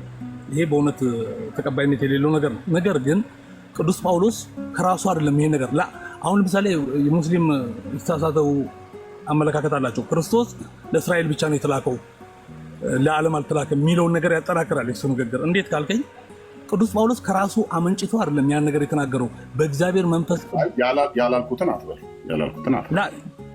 ኖ ምንም የእስላምን ንግግር የሚያጠናክር ንግግር አይደለም የተናገርኩት። አንተ ራስህን ደብቀህ ምናልባት እስላም ከሆንክ ንገረኝና እዚሁ እኔ ነገርኩህ እኮ አድምጠኝ። አሁንም ራሴን አውርጄ ልንገርህ። ማዳመጥም እኮ አለብህ አይደል? አድምጠኝ። የፕሮቴስታንት እህቶቼ ሲሰብኩ እግዚአብሔር አድምጠኛ እንዳደምጠኝ እኔን እኮ በመካከል ያላልኩትን አለ ለሁሉ ሰዓት አድምጬ ብሎ ነገር የለም። ላዳምጥ በቃ አውራሽ ታወራለህ። ያልከው ምንድነው? እኔ ያላልኩትን ለእስልምና ሃይማኖት አጠናከርክላቸው ብለህ ያላጠናከርኩትን ነገር አትናገር። እኔ እኮ ክርስቲያን ነኝ። እኔ የወንጌል አገልጋይ እኮ ነኝ። የእስልምናን ሃይማኖት ትምህርት በምንም አይነት መልኩ እነሱ ለሚሉት የስህተት ትምህርታቸው እኔ ማጠናከሪያ የሚሆን ነገር አንዳች ነገር የሰጠሁት ነገር የለ። አጭርና ግልጽ አልሰጠሁምም፣ ልሰጣቸውም አልችልም። የእስላም የስህተት ትምህርቱ የሚጠናከረው እኔ በሰጠሁት ጥቅስና መረጃ አይደለም። እኔ ያልኩትኝ ያን ከባህል አኳያ ብያልኩ ሱርማንና እዛ በኦሞ ሸለቆ ሶሪ በአማዞን ውስጥ ያሉት እንደው ልብስ የማይለብሱ እንደዚህ አይነት ሰዎች ለማለት ነው። ከኢትዮጵያ ያንን ከደሞ ከላቲን ደግሞ እነዚያ ሰዎች የጠቀስኩት ምን ለማለት ነው? ባህልን ማለት በተለያየ ሀገር እኮ ብትሄድ አለ ባህል አለ። አሁን እኔ በምኖርበት ሀገር በዚህ በፓሲፊክ ኦሽን ውስጥ የሚኖሩ በአትላንቲክ ኦሽን ውስጥ በደሴት ውስጥ የሚኖሩ ሰዎች የአመጋገባቸው፣ አለባበሳቸው፣ የአምልኮ ስርዓታቸው፣ የሙዚቃ ምታቸው፣ አምልኮ ስርዓታቸውን ሁሉ አጠቃላይ እሱን ሁሉ ስለሚጨምር ማለት ነው። ከእስልምና ሃይማኖት የመጣን ሰው አሁን ከአረብ ሀገር ሄደ ወንጌል ብትሰብከው ከዛስ የእኛን የኦርቶዶክስን ከበሮ አምጥተህ ጸናጽና መቋሚያ ይዘህ በል እንደዚህ ነው የምዘምረው ብለህ አትለው። በዲቤ ነው የሚመጣው። በዛው በመንዙማ በነሱ በጥንት መካከለኛው ምስራቅ አሁን በምስራቅ እነሱ የሚጠቀሙበት አረቦቹ የሚጠቀሙበት የሙዚቃ ምት ማለት ነው። ቻይና ሀገር ብትሄድ የለም አንቺ ሆዬ ነው መጫወት ያለብህ፣ ይያዝልህ አንቺ ሆዬ። ባቲና ዘለሰኛ ተይዞ ቅኝቱ በዛ ነው ኪቦርዱ መሰራት ያለበት፣ ጊጣሩ መቃኘት ያለበት ብለህ ቻይናንና ጃፓን እንደዛ አትልም። ይሄ በአምልኮ ስርዓታቸው ውስጥ አለ። ከአለባበስም አይነት አኳያ አለ። ሰሌን ለብሰው የሚያመልኩ አሉ። የሆነ እዚህ እኔ አሁን ያለሁበት ሀገር ሰሌን ማለት በልብሳቸው ላይ ሰሌን እንደዚህ አሸርጠው ማለት ነው። በቃ እሱ ያ የነሱ ባህል ነው። አንዳንዶቹ ፀጉራቸውን ይሸፈናሉ፣ አንዳንዶቹ ፀጉራቸውን አይሸፈኑም። ፀጉር መሸፈን ነውር የሆነበት ቦታ አለ፣ ፀጉር አለመሸፈን ደግሞ ነውር ያልሆነበት ቦታ አለ። ስለዚህ ያ ክፍል መታየት ያለበት ከባህሉና በወቅቱ ከነበረው ከተማ ውስጥ ከሚኖሩት ሰዎች ከሚኖሩት የህይወት መስተጋብር አይነት አኳያ ፀጉርን ገልጣ የምትሄድ ሴት ምን አይነት ትርጓሜ ይሰጥ ነበር፣ ለምን ዓላማ፣ ለምን ግብአት ነበር ያን የሚያወሩት ብሎ የሚለውን በሰፊ እንድናይ በሌላ ቀን ቀጠርኩ እንጂ የእስልምናን ሃይማኖት የእስልምናን ሃይማኖት ትምህርት አጠናክረ ብለህ አትበለኝ። ያላልኩትን ለማለት ፈልጌ ነው። በጣም ይቅርታ ጠይቃለሁ። አድምጠኛውን ትዕግስት አድርገህ እኔ አድምጠኝ። እኔ በፕሮቴስታንት ሴት እህቶቼ እባረካለሁ። ታምናለህ? ይኸው እግዚአብሔር ምስክር ነው። ከፕሮቴስታንት እህቶቼ ወንጌል ሲሰብኩ እባረካለሁ። አሜን ብዬ ተንበርክኬ ተቀብዬ እሄዳለሁ። ደስ ነው የሚለኝ። እንደውም እኛ ቤት ይሄ ባለመሆኑ እቃወማለሁ። እኔ እንደዚህ አይነት ሰው ነኝ። ፕሊዝ በሌላ በኩል አትራ። እኔ ሃይማኖት ላወዳደር አይደለም የመጣሁት። እውነቱን እውነት ነው፣ ከዚህ ውሸት ነው ማለት ነው የምፈልገው እንጂ እኔ ለኦርቶዶክስ አድርቼ ወይ ለዛ አድርቼ አይደለም። እውነት ከነቢያት ራሱ እባክህ ድል ስጠኛ ላውራ። እኔ ግሌ ነው፣ ከአንተ ጋር ክርክር እኮ አይደለም። እኔ በፍቅር ውይይት ነው ያዝኩት እንጂ አንተኑ አንድ ሃይማኖት ወክዬ ጠበቃ ሆኜ የተከራከርኩ አይደለም። እስካሁን ጠየቁት ጥያቄ እሺ እያልኩ ባልፈው በፍቅር ነው፣ ውይይት ነው። በቃ ከአንተ መወስደው እውቀት አለ። አሁን ብዙ የሰርኩት የተማርኩት ነገር አለ። እኔ እያልኩ ያለሁት አሁን ከነቢያት ካምናል እንዲህ አይነት ጥያቄ ጠየቁ አይደል? መጽሐፍ ቅዱስ ላይ ምን ከኢትዮጵያ ነቢያት ከሴቶቹ እግዚአብሔር የቀባቸው እንዳሉ ማመን ሰው ነው በእውነት እግዚአብሔር በሚያውቀው እና ያው ነቢያት ብርቱካንን በጣም ወዳታለሁ፣ አምናለሁ። ታምናላችሁ?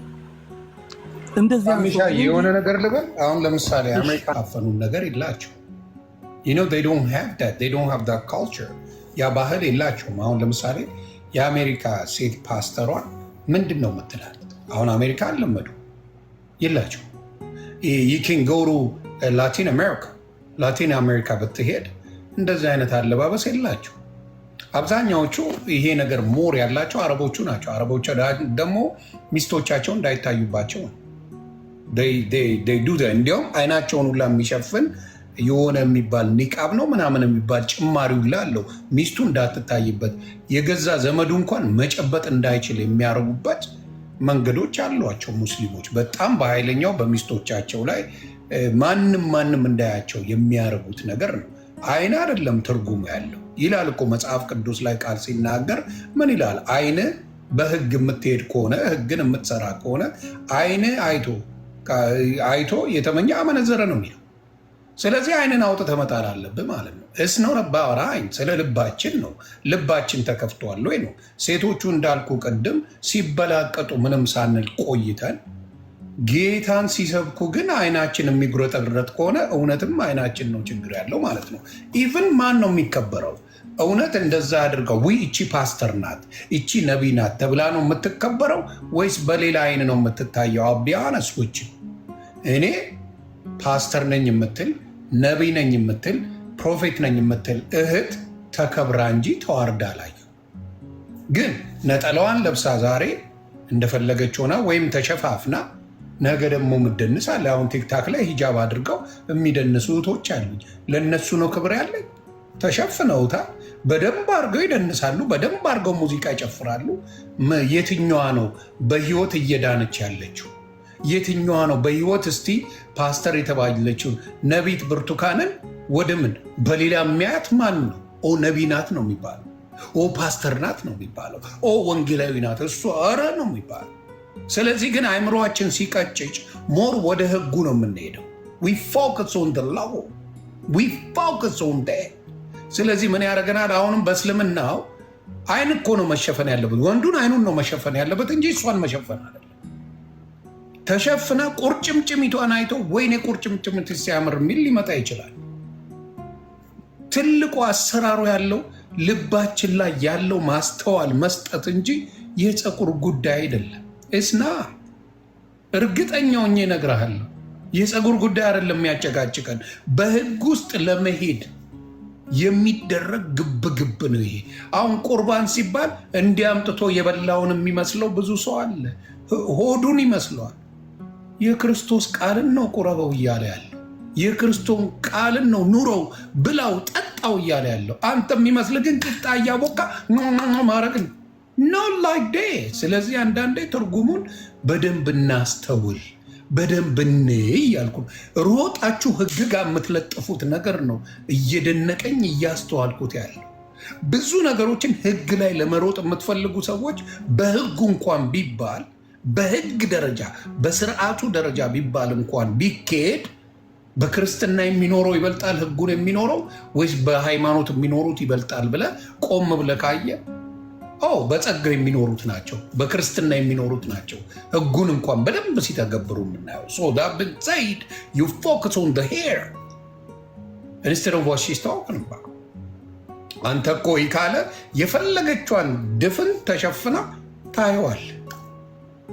ስለዚህ ሞር ፎከስ የሚደረገው ኮንቴክስቱን ዝም ብለህ እንደወረደ መቀበል ከሆነ ወንድሜ ኤርሚ ኤችዲ ጋር ተከራክረናል። በምን ጉዳይ? በመዝሙረ ዳዊት ምዕራፍ 34 ቁጥር 7 ላይ እሱን ይዞ አልፈታም አለ። ለምን? ያቺን ነገር ብቻ የእግዚአብሔር መልአክ በሚፈሩ ሰዎች ዙሪያ ይሰፍራል ያድናቸውማል የሚለዋን ብቻ ይዞ ከላይ ያለውን ሙሉ ኮንቴክስቱ አልገባውም ወንድማችን። ሂድና አንደርስታንድ the whole thing የሚለው ስለ እግዚአብሔርን አመስግኑ፣ እግዚአብሔርን አመስግኑ፣ እግዚአብሔርን አመስግኑ፣ እግዚአብሔር ባደረገልኝ እያለ ይናገራል። ልክ እቺ ጥቅስ ጋር ስመጣ ቁጭ ብሎ እሷን ብቻ ይዞ ኖ እነሱ ነው መልአክ ነው የሚመሰግነው ብሎ አረፉ። አሁንም አንተ እያልክ ያለው ፎከስ ዶን ፀጉር መሸፈኑ ላይ ነው ፎከስ ያደረገው። ሴት ልጅ በስርዓት እንድትኖርበት በቅድስና እንድትመላለስበት ነው። አሁንም ደግሜ እነግርሃለሁ፣ ነጠላ አርጋ በነጋታው ከምደንሰው ነጠላ ሳታረግ ወንጌል የምትሰብከኝን በደንብ አድርጌ እሰማታለሁ እያልኩ ነው። ስለዚህ ኮንቴክስቱን ቁጭ ብለን ብናስተውል መልካም ነው ብዬ አስባለሁ። ክበርልኝ። በጣም ነው የማመሰግነው ዮኒ፣ እግዚአብሔር አክብር፣ ተባረክ። አመሰግናለሁ። እኔ እናንተ ላወናበድ ወይ ነጥብ ለማስቆጠር አይደለም። እኔ እግዚአብሔር በሚያውቀው ነው። እውቀቴ ከእናንተ በታች ነው። በትህትና የጠየኩት ከኤርሚን ብዙ የተማርኩት ነገር ስላለ ከኦርቶዶክስ የማይመቸኝ ነገር አለ፣ ከፕሮቴስታንት የማይመቸኝ ነገር አለ በሚለው ሀሳብ አቅርቤ እንጂ እዛ ላይ ተጣብቄ ህግ ባይዘው ህግ አይደለም። ቅዱስ ጳውሎስ በመንፈስ ቅዱስ ህግ የሚባሉት 10ቱ ህግጋት ሌላ ይሄ ህግ አይደለም። አሁን ለምሳሌ ወንድ ልጅ አለ እኮ ልብ ብለህ ካየህ ዮኒዬ፣ ስለኛ ወንዶች ምን አለ መሰለህ ቅድም ወንድ ልጅ ራሱን ፀጉሩን አሳድጎ የሚጸልይ ከሆነ ምን የተዋረደ ነው አለ ወንድን መጀመሪያ። ከዛ በጣም ጥሩ ልጠይቃ እዚህ ጋር ልመልስልሻ ሳሚሻ። አሁን በሙቪም የምታየው ክርስቶስ በምናምን ራስታው ገዳም ያሉ ራስታ አባቶቻችን ምን ልትላቸው ነው? ማብራታ ብሬክ ኢት ዳውን ፎር ሚ እነሱ በእኚ ባታዊ ሲሰራ የክርስቶስ ሙቪን የሰሩት በሙሉ እዛ ላይ ያሉት በሙሉ ፀጉራቸው ጀርገግ ያለ ነው። እንዲያው የክርስቶስ አይሁዳውያን ቆይ አንድ ልጅ ፒክቸር ላይ የምታየው ጀርገግ ያለ ፀጉር ነው ያለው። እና ምን ልትለው ነው? እሱን ቀስ ብለህ ንገረኝ። እነሱ አይሁዳውያን በባህላቸው እንደዛ ነው የሚያደርጉት። አለባበሳቸውም እንደዛ ነው፣ ፀጉር እድገታቸውም እንደዛ ነው። አይሁዳውያን ባህላቸው እያልከኝ ነው። ስለዚህ በረከት የላቸውም እያልከኝ ነው ብራ? እንደዛ እያልኩ አይደለም። ይብላግሪን ካልከኝ ፀጉሩን ያልተቆረጠ ገለመሌ ካልከኝ አይሁዶች ቅዱስ ጳውሎስ በሚሰብክ ሰዓት እኮ አይሁዶች ወደ ክርስቶስ አልመጡ። አይሁዶቹን ተዋቸው፣ ይለፍላል ባህላቸው። ራስተማ ባህታውያን ራስተፈሪያንስ ምን ትላቸዋለህ? እነሱ የሶምሶሙን ታሪክ ይዘው በየጫካው ተከበዘበሱ ከሆነ ምክንያት አለው። ለሴቶች ሲሆን ምክንያት አይደለም። የእነሱን ሀሳብ ስለጠየቀኝ እንጂ ጠበቃውኝ እኮ አይደለም። ለእነሱ ምክንያት አለ፣ ግን ለሴቶች ፀጉር ሲሆን ምክንያት የለህም። በቃ ትቼዋለሁ። ያረክላቸው ነው። አጥፋው፣ በጣም ይቅርታ ይሁን። ካጠፋው በጣም ይቅርታ አልፌዋለሁ። ምንድን ነው ለወንዶቹ ሲሆን አይሁድ ባህላቸው ነው፣ ባታውያን ደግሞ የሶምሶም ባህል ነው ብለህ ላሰላቸው አለፍሽው። የሴቶቹ ፀጉር ግን አለመሸፈን ማለት ጀመርክ። አየህ ልዩነቱን አየኸው?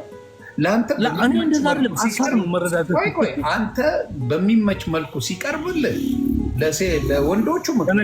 በነገራችን ላይ ዮናስ ኢየሱስ ክርስቶስ ያድናል። ከሱ ውጭ አዳኝ የለም። አሜን በል። ከክርስቶስ ውጭ የሚመለክ የለም። ክርስቶስ ነው ለእኛ የሞተው የተሰቀለው፣ ዋጋ የከፈለልን፣ ሞትን ድል አድርጎ የተነሳ። ከሱ ውጭ የሚሰገድለት አምላክ የለም። ክርስቶስ ነው ለእኛ ዋጋ የከፈለ፣ በደሙ ይገዛን። ደሙ እስከ ዘላለም ያማልደናል። ደሙ ነው የሚያድን እስከ ዘላለም። አሜን በል እና ሀሳቡን ሲቀጥል ሴቶቻችን እግዚአብሔር ይባርካቸው፣ ጨማምረው ወንጌል ይስበኩ። ነገር ግን ቢሸፈኑም ጥሩ ነው እንደ ጳውሎስ እንዳለው፣ ካልሆነም ግን ይስበኩ። ወንጌል ከኔ ይሻላሉ፣ ከኔ መሰሎች ይሻላሉ። ደስ ይለኛል፣ እባረካለሁ። ቴንኪው። እሱን እንለፈው። ኤርሚ ደግሞ ልጆቹ ይጮውበት ነው፣ ተረድቼዋለሁ፣ አግኝቼዋለሁ። ይሁን ያንተም እኮ ቅድም የገባው ደክመዋል። አልጨቅጭቅ። ከዚህ በላይ እድል ከሰጠኝ ባወራ ደስ ይለኛል። አልጠግብም። ተባረክ። ምንም ችግር ሌላ ጊዜም እናወራለን። እሺ፣ እግዚአብሔር ይስጥልኝ። በጣም አመሰግናለሁ። ኤርሚን እወደዋለሁ። ይሁንዬ በሜሴንጀር መልስ፣ እናወራለን። መልሳለሁ። ብዙ ሜሴጆች ስላሉ ሳምታይም ስላላየው ይችላል። ኧረ የኔንማ አግኝተዋል ሳሚ የሚለው። እስቲ አውል ቼክ ብራዘር። ቅድም እኮ አይኮል ዩ ሌተር ብለህ ጽፈልኛል። እሱ ፌስቡክ ላይ ነው የምትለኝ እኮ ፌስቡክ ላይ እኮ ነው። ኦኬ ዳትስ ዋት አም ሴይንግ። እዚህ ጋር መስሎኝ እኮ ነው አሁን እያለ። ላላ ብሮ አይደለም። ኦኬ አይ ዊል ታክ ቱ ዩ ብራዘር። በጣም የምወድህ እግዚአብሔር ያጠንክርህ። የክርስቶስን ወንጌል ከመስበክ ወደኋላ አትበል። ሶሪ በእድሜም ከአንተ አንሳለሁ። ነገር ግን አንድ መክር ነገር አለ፣ አድምጠኝ። እኔ ሰው ልጅ ሃይማኖት ኦርቶዶክስ ስለሆነ ጴንጤ ስለሆነ አከሌ ስለሆነ አይደለም፣ ክርስቶስን ከተከተለ በቂ ነው።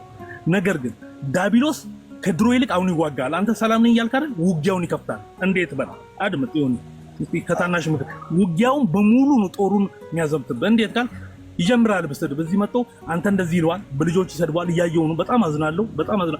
ምንሳደብ ሰዎች ኦርቶዶክስም ሆነ ይቅርታ፣ እዚህ ጋር ልናገር ፈልገው፣ ኦርቶዶክስ፣ ጴንጤ፣ ካቶሊክ በክርስቶስ አንድ ነን። ልብ በላችሁ። ዋጉ የክርስቶስ ወንጌል ሲሰበክ አንተ ትለፋለህ፣ አይቀበሉ ይስደቡኝ። ነገር ግን የስድብ ቃል ወንጌል ለሚያስተምር ሰው፣ ኢየሱስ ክርስቶስን ለሚያከብር ሰው፣ ለጥላታችሁም ቢሆን የስድብ ቃል ከአንደበታችሁ አይውጣ፣ ይመዘገባል እዛ። እውነት እግዚአብሔር በሚያውቀው እኔ ከእናንተ በላይ ጥሩ ነኝ አይደለም። እኔ አንድ ተራ ንፍጣም ሰው ነኝ። ነገር ግን የሰው ልጅ ወንጌል እየሰበከ የክርስቶስን ክብር እያሳየ መሰደብ የለበትም በፍጹም። አንተም የሆነ ማስተካከል ያለብህ ነገር አለ፣ በእሱ ለብቻ ማወራ። ነገር ግን እዚህ ጋር ሴጣን በጣም ውጊያውን ይከፍታል። ለምን የድሮ ባህሪ ላይ እንድትመለስ፣ በንዴት በልክ እንድገባ፣ እንድትሳደብ፣ እንድትቆጣ ይሄን ነገር ማድረግ ይፈልጋል። ይሄን ማሳየት ይፈልጋል። ይሄው ተለውጫለሁ ድኛለሁ ሲላል ነበር። ይሄው ጀመረ እኮ እንዲል ይሄን ነገር ብዙ የሚጸልዩልህ አድምጠኝ ሆኒ ብዙ የሚጸልዩልህ ቅዱሳን እንዳሉ አንድ ነገር ልበል። እኔ አስረግጬ የምነግርህ ያ ህይወት ናፍቆኝ አያውቅም። ያ ህይወት እልህ አስይዞኝ አያውቅም። አያሳይም መቼ እግዚአብሔር ይመስገን የማይሆን ነው። ለምን መሰለህ? እኔን የሞላ መንፈስ ቅዱስ አሜን። ስለዚህ መንፈስ ቅዱስን ከኔ መንፈስ ላይ ያለ የእግዚአብሔር መንፈስን የሚበልጠው ምንም ነገር የለም። አሜን። እውነት ነው። ስለዚህ እኛ የምንናገረው መጽሐፍ ቅዱስን አውጥቼ ገድላትን አውጥቼ ነው የምናገረው። መናደድ መ ነው ማንም እንጂ ተራ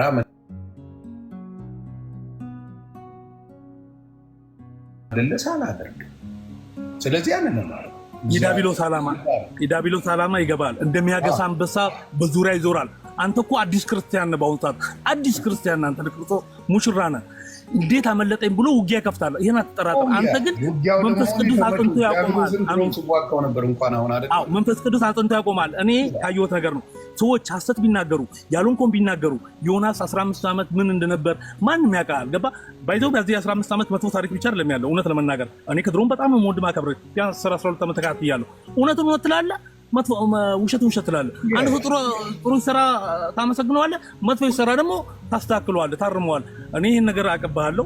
ይሄን ነው የማውቀው። ብዙም እንደውም ካንተ የተማርኩት ብዙ ነገሮች አሉ። እውነት ለመናገር እግዚአብሔር መንፈስ ቅዱስ አጥብቆ ደግፎ የወንጌል ሰባኪ ሆነ እንደኛ ብዙዎችን ከጨለማ የምታወጣ ያደርጋል። ክርስቶስ ካንተ ጋር ነው። የክርስቶስ ቀኝ ባንተ ላይ ይሁን። ተባረክ። ባንተ እንባረካለን፣ እንድናለን። በጣም ነው የማመሰግናችሁ። ኤርሚ በጣም ነው የምወደው። 1600 ሰው አለ። እግዚአብሔር ያክብራችሁ። እግዚአብሔር ይወዳችኋል። ኢየሱስ ክርስቶስ የዘላለም ሕይወት ነው። ከሱ ውጭ ሕይወት የለም። ወላ ኦርቶዶክስ የሚባል ድርጅት ነው፣ ጴንጤ የሚባል ድርጅት ነው። ክርስቶስን ብቻ በልባችሁ አክብሩ። ቴንኪው ክበርልኝ። ስለዚህ አሁን ለአንደኛ እና ለመጨረሻ ጊዜ የምለው በሴቶች ጥያቄ ላይ ብዙ ጊዜ የሚነሳ ጥያቄ ስለሆነ ለዚህ ነው ኤርሚሻንም ቀድሜ የጠየኩት። እኔ ግልጽ አድርጌ እነግርሃለሁ። አሁንም የምለው ነቢያት የሚባሉ በፕሮቴስታንት እህቶቻችን ጌታን ነው የሚሰብኩበት። ሊፕስቲክ አድርጋ ምናምን የምንለዋለን። ለእኛ የሚታየን እውነት ነቢት የተባለችው አንድ ወይም ደግሞ ወንጌላዊ የተባለችው ወይም ደግሞ ፓስተር የተባለችው የፕሮቴስታንት እህት ከሌሎቹ ትነጻጸር እስቲ። ከሙስሊሟም እህት ከኦርቶዶክሷም እህት ይነጻጸሩ አይደል? አደይነት ደይ ሃይማኖቱ ያስተማረውን ነገር ማነጻጸር ነው አይደል? ትነጻጸር እስቲ። አንድ ፓስተር የተባለች ከሙስሊም ሂጃብ ከለበሰች እህት ጋር ሃይማኖታዊ ከሆነች ጋር እንዲሁም ደግሞ ከኦርቶዶክስ ከተባለችው ጋር ይነጻጸሩ። ናው መልሱ እናንተ ጋር አለ። አለቀ። መልሱ እናንተ ጋር አለ። ስለ ፀጉሯ ስትጨነቁ አባቴ እሷ ወንጌሉን ትመግባቸዋለች። ወንጌሉን በወንጌል ትመላለሳለች። ተግባባ። ሞር ህግ ምን ያደርጋል? በተለይ በሃይማኖት ስትኖር በህግን ነው ፎከስ አድርገህ የምትሰራው። የጽድቅን ስራው ላይ አይደለም ፎከስ የምታደርገው። ህግ ላይ እንዲለብሳ የለ እንዴ፣ እንዲታረግ የለ እንዴ፣ እንዲሆነ የለ እንዴ፣ እንዲሆነ ብለህ ፎከስ የምታደርገው እሱ ላይ ነው። አንተ እኮ ከሷ በላይ አብዛኛዎቹ ይደንሳሉ እኮ ነጠላ ለብሰው ዘምረው እዛው ላይ ሲደንሱ ታያቸዋለህ። እዛው ላይ መጠጥ ሲጠጡ፣ እዛው ላይ ሺሻ ያጨሱ፣ እዛው ላይ ያዙ ይልቀቆኝ ሲሉ ታያቸዋለህ እኮ። የእነሱ ምንም አያሳይም። ሃይማኖት ማለት እንደዚህ ነው። ሃይማኖት የአንዷን እንዴት ፀጉርሽን ፍሪዝ አድርገሽ ሰበክሽ፣ እኔ ግን መደነስ እችላለሁ እያሉ ነው የሚሰብኩት። አያችሁ ድክመታቸው። ስጋን በማየት የሚደክሙ ናቸው። ሰበክሽ እኮ ነው የሚሏት። ሰበክሽ ክርስቶስን የእግዚአብሔር ልጅ ነህ ብለህ ዋሽተሃል አይደል የተባለው? ዋሽተሃል እኮ ነው የተባለው። እንዴት ታወዳድራለህ? እቺ ደግሞ እኮ ወንጀሏ ምን መሰለ? መስበኳ እኮ መስበኳ፣ ጌታ መስበኳ። ብትበላቀጥ የሚጠይቃት የለም። ብትበላቀጥ ብትሳደብ የሚጠይቃት የለም። ጌታን መስበኳ ግን ያዋርዳታል። በኦርቶዶክስ ወንድምና እህቶች ፀጉርሽን ተሸፈኝ ተብለሻል። ተሸፈጪ አይደል ብለሻል።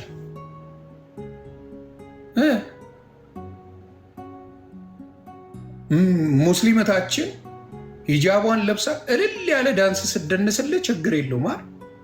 ይሁን ጋር ፕሮብለም። ኦርቶዶክስ እህቴ በደንብ አድርጋ ስትልልህ ችግር የለውም። ግን ሰበካ ሲኖር ወይ ለቤተ ክርስቲያን ማዋጣት ሲኖር ነጠላ ተለብሶ እመቤቴ እመቤቴ፣ ይቺ ግን ችግር የለውም። ይሁን ጋር ፕሮብለም። ህግ ያጠፋው ሃይማኖትን ነው። ህግ ያጠፋል። ሃይማኖትን ህግ መከተል ያጠፋል እያልኩ ነው። አያኖርህም። ከብዙ መልካም ፓስተሮች፣ ሴት ዘማሪዎች ይልቅ እናንተ አለባበስ ነው ያስጨነቃችሁ። አለባበስ አስጨንቃቸዋል። ያውም ሬጉላር የሆነ ፕሮፌሽናል አለባበስ ነው። እቺ ብቻ ከተሸፈነች ጸደቀች። እቺን ስለሸፈነች ጸደቀች። ስለዚህ ችግራችሁ ይሄ ማህበረ ቅዱሳን የሚባል የተመሰረተ ጊዜ በጣም የጠላሁት ማንነት አለው። ቅዱስ ብለው አመጧቸው። ከዛ በኋላ በቃ የምትፈልገውን ቅዱስ ብለህ ትሰይማለህ፣ ቁማረን ትጫወታለህ። ቅዱስ ኢየሱስን መባል ተትቶ ማህበረ ቅዱሳን ብለው በየማህበሩ ሲቀመቅሙበት ከወር እስከ ወር ሲጠጡበት እንደፈለጉ ሲሆኑበት መብታቸው ነው። እና አሁንም የፕሮቴስታንት እህቶቼ በወንጌል በርቱልኝ፣ በርቱ። ተባርካቸዋል። አይን አርፏል። ብትበላቀጪ እንደዛ ያደርግሽም ነበር፣ አይጠይቅሽም ነበር። ብንደንሺ ቶርክ ብታረጊ ምንም አትባይም ነበር። እናቱ ጌታን ስላመለክሽ ነው እንደዛ የተባልሽው። ለምን? ሂዊ የምትባል እህት አለችኝ፣ ምሳሌ ናት። እዚህ ላይ ሂዊ ድሬ የምትባል በቁምጣው ናት። ስትሰክር፣ ስትደንስ፣ ዘግናኝ ስድብ ስትሳደብ የአራድዬ ልጅ ይመችሽ፣ አንቺ እኮ ትለያለሽ ምናምን ሲሉ አቆይተው ኢየሱስ ጌታ ነው እያለች መስበክ ስትጀምር 4 ሰው ቤቷ መግባት ጀመረ። በሺዎች የሚገቡላት ኢየሱስ ጌታ ነው ብላ መጠጧን ምኗን አቁማ ጌታን መስበክ ስትጀምር እነዛ ሁላ የዲያብሎስ ሰዎች ሸሿት። እኔ ሞር የምወደው እህቶቼም እውነቴን ነው፣ ጠንካሮች ናቸው። በወንጌል የተሞሉ እህቶች የተባረኩ ናቸው። በብዛት በጣም ኢቨን በኦርቶዶክስም በወንጌል የተሞሉ እህቶች ይለያሉ። ጌታ ምስክሬ ነው የምላቸው። በወንጌል የተመሩ የኦርቶዶክስ እህቶች በጣም ጀግኖች ናቸው። በሙስሊምም ብታመጣ ግን አብዛኛው ችግሩ ምንድን ነው? ፎከስ የሚያደርጉት የጴንጤን እያንዳንዷን ነገር ይከተላሉ። የእነሱ እኮ ሚሊዮን ተረተርታለ፣ ሞቅ ደመቅ ሸብረቅ የሚያደርግ ተረተርታለ፣ ለማውራት የሚዘገንን ተረተርታለ። ዶንት ኬር። ስለ ኢየሱስ የፈለግከውን መዋሸት ትችላለህ፣ ማንም አይጠይቀ። አርሴማ በል አርሴማ የነካብኝ አርሴማ የኔ ቅዱስ ብሎ ሩዋንዳ ያደርግልሃል። እውነትህን ነው። አርሴማ ሳበደች፣ ሻይ ጋብዛት፣ ሻይ አጠጣት። እውነቴን ነው የምልህ። ጠጡ አብራችሁ፣ ለእኔ ምንም አታደርግልኝ። ሻይ ጠጡ አብራችሁ እያልኩ ነው። ከአርሴማ ጋር ጸሎት አርግ እስቲ። ሂድና አርሴማ ዮኒ ማኛን የሆነ ነገር አርጊው ብላችሁ ነገሯት፣ ታማልዳችሁ። ዲስ ኢዝ ዘ ፕሮብለም። ከኢየሱስ ላይ አይንን አንስተ የማታቀው ሰው ላይ አምጥተ አርሴማ ብትል የሚሰማ የለማ። አርሴማ ባርባራ ናት፣ አውቃለሁ። አትሰማ አንተ አርሴማ የምትላት በፎቶ ባርባራ ናት። እንደማትሰማ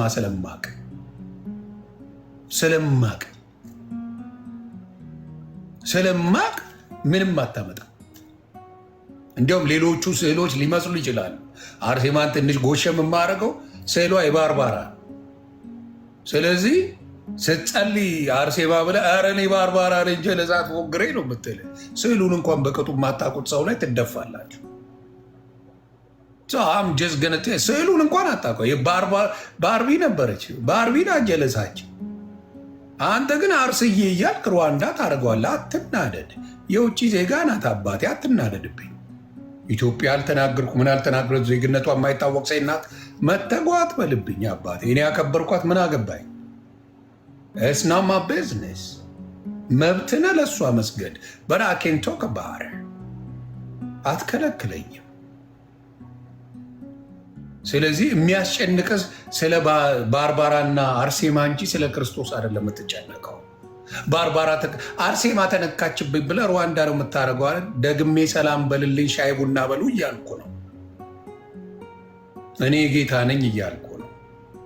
ባርባራም አርሴማም ሰላም በልልኝ እያልኩ ነው። እኔ የማመልከው ኢየሱስን ነው። ኢየሱስን አስወስደው ለራሳቸው ሸቅለዋል፣ ለራሳቸው ስገዱልኝ ብለዋል እያልኩ ነው። አርሴማም እያለች ነው፣ ባርባራም እያለች ነው እያልኩ ነው። የጌታን ክብር የወሰዱ ጣዖቶች ናቸው እያልኩ ነው።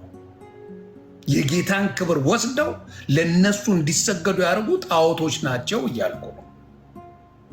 የዘዮ የጌታን ክብር ለጌታ የሚሰገደውን ጌታ የሚመለከውን ጌታ በምልጃው ያዳንንን ወስደው ለእኔ ስገድልኝ የሚሉ ናቸው። ሰው ጣዖቶች ናቸው ነው። ይሄ ውሸት ከሆነ ደግሜ እለዋለሁ። አዎ ጣዖቶች ናቸው። የክርስቶስን ምልጃ የክርስቶስን ስግደት ወስደው ለእነሱ እንድሰግድላቸው ካደረጉ ጣዖቶች ናቸው። ከክርስቶስ ውጭ የሚሰገድለት መጽሐፍ ቅዱስ ላይ የለም። ለቅዱሳን ስገዱ የሚል መጽሐፍ ቅዱሳዊ ትምህርት የለም የለም። የክብር የምን አታሻሽለው። ስግደት ስግደት ነው። ሰገድክ ማለት አመለከው ነው። ለማንም አልሰግድም። ለማንም ከክርስቶስ ውጭ ድሮም እላለሁ፣ አሁንም እላለሁ፣ ወደፊትም እላለሁ። በሙሉ የሚሰገድለት ስግደት የሚገባው ለታረደው በግ ለእግዚአብሔር ልጅ ለኢየሱስ ክርስቶስ ነው። ከሱ ውጭ ለምሰግድ ጣዖት ነው የምታመልከው እያልኩ ነው። ይሄ ነው ወንጌል። ወንጌል ክርስቶስ ነው። የምስራች ክርስቶስ ነው። ሁልጊዜ አዲሱ ኢየሱስ ነው። ኢየሱስ ሲል የምትል ከሆነ ኢየሱስ የግል አዳኝ አይደለም። አዳኙ ክርስቶስ ነው እና አትበሳጩ፣ አትናደዱ። ስለሰበኩ ነው የተናደዳችሁት። ቢደንሱ አትበሳጩ ነበር።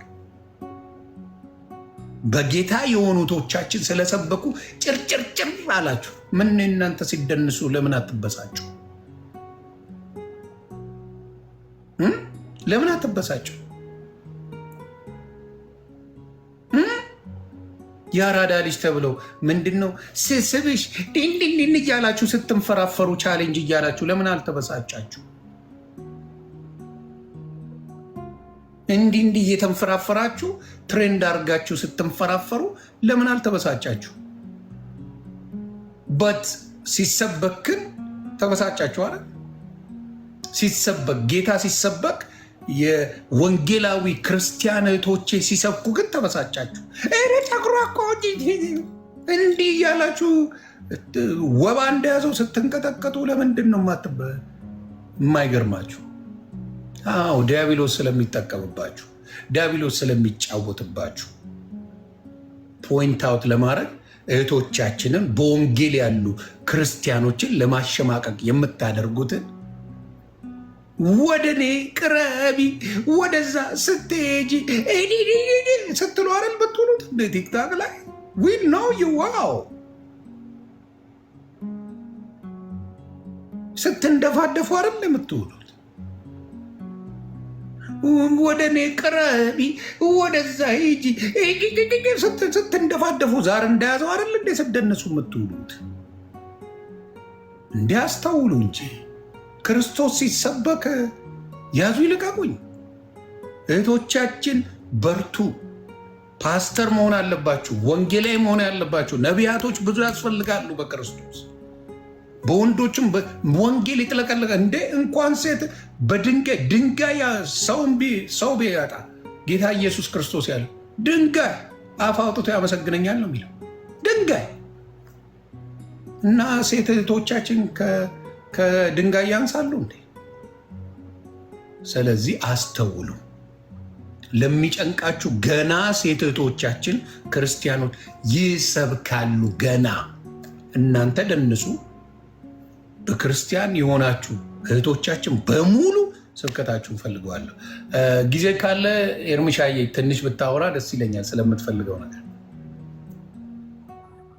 እሺ ዮኒዬ፣ ልጆቼን የሚተኙበት ጊዜ ነው። ትንሿ ልጄ ትፈልገኛለች። ባባ እያለች በልበል ሂድ በላምልጥ ትባረክ። ልጅ ሆነ የሚገርምህ ማያ እንትን ነበረን፣ ሙቪ ናይት ነበረን። እኔና ሚስቴ ራሱ መምጣት አትችልም። ስቶሪ ታይም ምናምን ለማያየ ቀልድ የለም፣ አማንዬ ቀልድ የለም። ልጅ ሆነው እኔም አነባለሁ ሚስቴም ታነባለች። ቀልድ የለም። ቀልድ አያውቁም ታውቃለህ። ስለዚህ አብሶሉት ትባረክልህ። በተለይ ሴት ልጆች ወደ አባታቸው ስለሚያደሉ ግዴታን ትወጣ። እኔ የትም ቤተሰብን ሚስትና ልጆችን ለአንተ ብቻ ሳይሆን የሌሎችንም በጣም ስታከብር ሳይ ከድሮ ጀምሮ ቤተሰብ ያለ ሪስፔክት በጣም ይሆን በእውነት ከድሮም ጀምሮ። እግዚአብሔር ይባርክላችሁ። ቤተሰብ ያላችሁ በሙሉ ልጆች ያላችሁ እግዚአብሔር ይባርክ። አይወሰድብህ። አሜን። ለማናቸውም ለእህቶች፣ ለእናቶች እና ለሴቶች በቃ ያለህን ሪስፔክት አክብሮት ሳይ እና ለትዳርም ጭምር ሁሉ ያለህን ነገር ማናቸውም ናቸው የሚመሰክሩልህ በዚህ እና እግዚአብሔር ጋር አድርገን እናመሰግናለን። ተባረክልን ወገኖች። ሶሪ እንግዲህ ትንሿ ልጄ ዛሬ ጠዋት ላይ ከተገናኘን በደንብ እንጫወታለን። በደንብ እመጣለሁ። የጌታን ቃል መጫወት ነው። ከዚህ በኋላ እንጫወተዋል። ጸጋ ይብዛላቸው። ይህ እንግዲህ በቆሮንቶስ ላይ የተጻፈው ግልጽ ነው። ከባህል አኳያ የሚታያለ ባህሉ በዛ ዘመን የነበረው ባህል በደንብ ፈትፍቼላቸዋለሁ። አባቴ ለጢሞቴዎስ እዛ ክፍል ላይ በቆሮንቶስ ላይ ይህንን ሲጽፍ ቆሮንቶሳውያን በምን አይነት የህይወት ስርዓት እንደሚመላለሱ ግልጽ ነበረ። ጸጉራቸውን ለምን ሲደንሱ ለምን አላሏቸውም? እኔ እኮ ጥያቄ እኮ በቀላሉ መመለስ ትችላለህ። ሲደንሱ ለምን አልተሸፈንሽም? ለምን አላሏቸው? የፈሪሳውያን አንዱ ችግሩ ይሆን ይሄ ነበረ። እሱን አይደል የምልህ አባቴ። እያንዳንዱ ወጣ ስደንስ ትወርክ ስታርግ ለምንድን ነው ያልጠየቋቸው? የቅድስና ስራ ሲሰራ ነው እንዴ ጓ የሚባለው? የተገላቢጦች መሆን ነበረበት እኮ አይደል እንዴ? የቅድስና ስራ ስትሰራ መመስገንና ቃሉን መስማት እንጂ ሌላ ነገር የለውም። የሚያሳዩ ነገር የለም። ግን የፈለጉትን ሲያደርጉበት ግን ይቻላል። ባህታዊ ሁሉ ጉድሮውን እያደረገ ሲዞር እነሱን ምንም አይሉ፣ ምንም ችግር የለም አባቴ። እና ግን በእኛ ቅዱስ ቃሉ ላይ የሚናገረው በወቅቱ የነበሩት ቆሮንቶሳውያን ጸጉራቸውን በመግለጥ የሚሄዱ ሴቶች ከዚህ ከኢሞራሊቲ ነገር ጋር ከሴክሹዋል ነገር ጋር ተገናኙ ወንዶችን አትራክት የሚያደርጉበት ነበር